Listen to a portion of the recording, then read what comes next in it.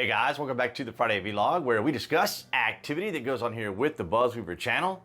That includes things like current events, headlines that are in the news, pop culture, social media, technology, and items of interest that come up during the week that allow us to have a little bit of a dialogue.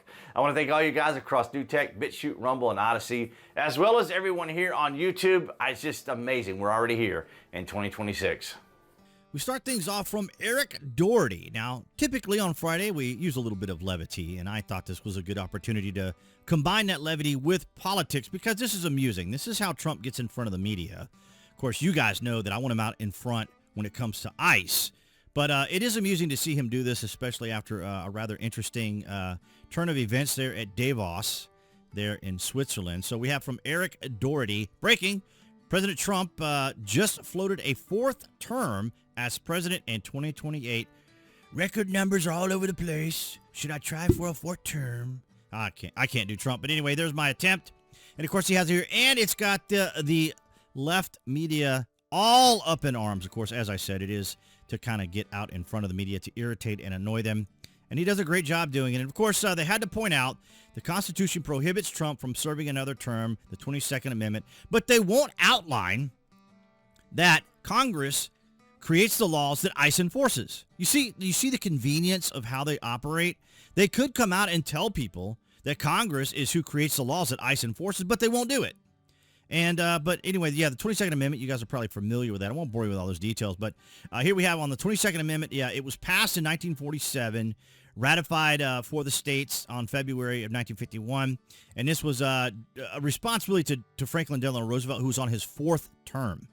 Yeah, and of course he passed away. It was, what is it, April 1945 of a brain blood clot. So yeah, he had that stroke is what they call those. Actually, I was trying to think of the actual technical name of it. Yeah, he died of a stroke in April of 1945. So he was the only president who ever served more than two terms. Of course, as you saw there, they didn't introduce the bill until 1947. But, here we have Reuters also. They had to come out and say it again, and they had to put in that it was joking, which I think is fair. And then we have here, I think it's kind of funny, Trump says, there are methods which you could do it, as you know. So we'll just wait and see whether or not. But the left wasted no time ensuring that this would absolutely not happen with a new bill aims to block Trump from 2028 ballot. A new bill has been introduced that looks to ensure that President Donald Trump is excluded from the ballot in 2028 presidential. Ladies and gentlemen, let me know down in the comments. Have you ever seen in your lifetime the amount of negativity, the amount of just smear and absurdity, tabloid nonsense, constantly attacking Trump?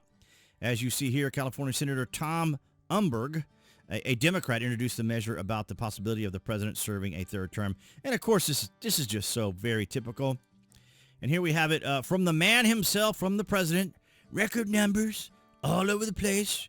Should I try for a fourth term? I don't know. Maybe I'll work on it. Maybe I'll do a little bit better. But yeah, so I just wanted to keep it light this Friday. But I thought that was kind of funny.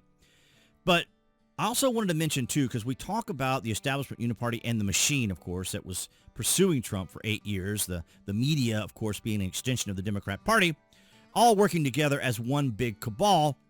Because we know that Don Bongino, I don't know why I call him Don, Dan Bongino is stepping down. And it's important that everyone hear why, because, of course, we're still hearing rumors of Pam Bondi also potentially stepping down. You see this it's like every Friday, I think it is, they come out and they say Pam Bondi's leaving or whatever. And the reason that I wanted to show this, and I can't believe I actually closed it out, but I had it on video. I'll try to start it over with the sound, but I have it set to where it mutes every time, so we'll just see. There were two FBIs. There's the guys out there with the door kickers going out there getting bank robbers, working white collar, working violent crimes, working counterterror, working counter-espionage. And then there was the politically weaponized group, and they had to go. You're like, okay, well, that's easy. Well, the problem is who's in what group? They don't come out and tell you. No one comes out and advertise. It's like, hey, I was part of this. Cash and I did investigate say a problem, find the perpetrators involved, and take action. And it sounds like a simple battle plan, but it's not as easy as we thought. Do you feel comfortable stepping away and knowing that it's good? Well, I wouldn't say anything's ever good in that human beings are incorruptible. They are. There has to be mechanisms in government. Am I comfortable that Cash and I did everything we could in the past year to create institutional safeguards against things happening again anytime soon? Yes. The problem is you can get new leadership in there later that can obviously change it. I don't know if you can answer this question, but how many people did you fire? There were a lot of personnel changes. I'll leave it at that. A lot. Significant personnel. And the leadership I'm reasonably confident, is completely different at this point than it was. I'm not sure there's that many folks left from before. I really found that there were... So you see, he's having to thread the needle here because as we have talked about here on the BuzWeaver channel for a long time, when we talk about the machine or we talk about the deep state and all these sorts of things, it is that way. It just simply is, ladies and gentlemen. And the machine just won't let you do things because, like he said, there's going to be individuals that are ensconced inside of these departments that are going to be working against you. And, of course, as he says here, they did remove a lot of those people, and they typically do. But he put it perfectly. Once the regime changes, they just put in new people, and they start all over the process all over again. And I am of the opinion, you guys can let me know down in the comments if you think differently.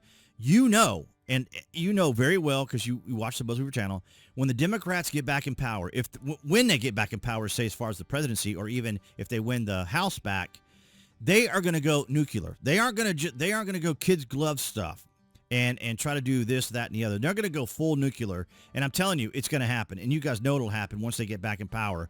And it's going to be very interesting to see even how things turn out in 2028. But I want to thank all you guys for your support here on the BuzWeaver channel. That's everyone across NewTek. That's BitChute, Rumble, and Odyssey. Thank you guys for your continued support. And, of course, everyone here on YouTube. You guys have been amazing. It's just, as I say here on my as we close out the video, it's just amazing that we're already in 2026. It's just extraordinary. But nonetheless, guys, that's what I had for you this Friday. All right, guys. So that's going to wrap it up for this Friday vlog. Thank you for the likes, the shares, and the comments. Below this video, you can find the various social media links that I belong to, so avail yourselves of that. If you order frequently from Amazon or a Prime member, you can use my landing page link. It is safe. Your privacy is protected. And speaking of privacy, while you're online, my favorite virtual private network, VPN, is TrustZone down there. You guys can check out both of those affiliates. You know how they work. But of course, your likes, your shares, and your comments are the key to all of it. It is the easiest for anyone anyway, but I appreciate your guys' support. That's on NewTek. That's BitChute, Rumble, and Odyssey. And, of course, everyone here on YouTube here in 2026. It's so strange to think that we're already here, how far we've come already. We're almost through January already. Amazing.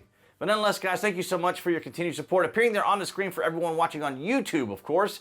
That's going to be the channel icon. You guys can click on that to subscribe, as well as to select notification. That way you know when there's content here on the channel.